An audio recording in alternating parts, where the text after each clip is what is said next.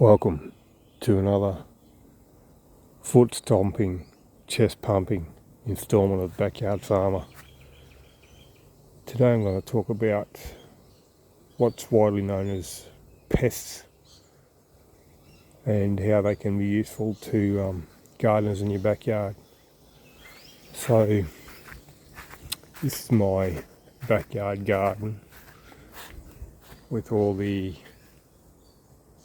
sticks and branches that I've cut down from a tree that was getting a bit crazy and taking up a fair bit of room. So I've just laid them in my garden and eventually they'll rot down and provide good compost and food from soil. Now, part of that process is performed by homeowners' biggest enemy, white ants. As you can see here, here's a couple of stumps that I've flipped upside down, and the white ants have been into those.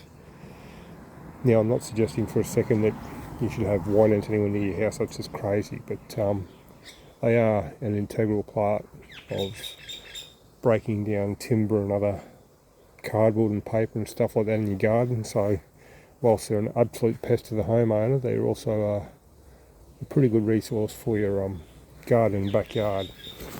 Now, this timber here has been sitting for a couple of years and through a couple of wet seasons, so it should be pretty soft, which it is. I just shoveled in there and it cracked it open. Yeah, you can see all these little ants that are making this place home, and white ants, but they are ants no less. And obviously with all the timber and stuff I've got in your back garden here, it also provides a haven for like little things like lizards and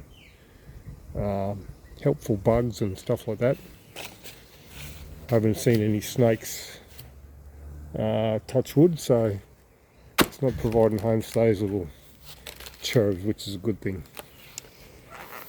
But yeah, so don't be alarmed if you find white ants in your garden. Just obviously talk to professional pest managers about getting your house sprayed and all that sort of thing so you don't get them in your house. But like I said, they're a naturally occurring thing in your garden, except if you're in Tasmania where they don't even exist.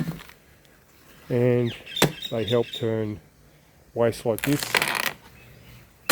into nourishment, compost and food for your plants, whilst giving helpful little critters a home and reducing what you have to throw in your bin to then just go into landfill. Anyways, just something to think about next time you're chopping down trees in your yard. Hope you enjoyed this one. Catch you next time. Bye.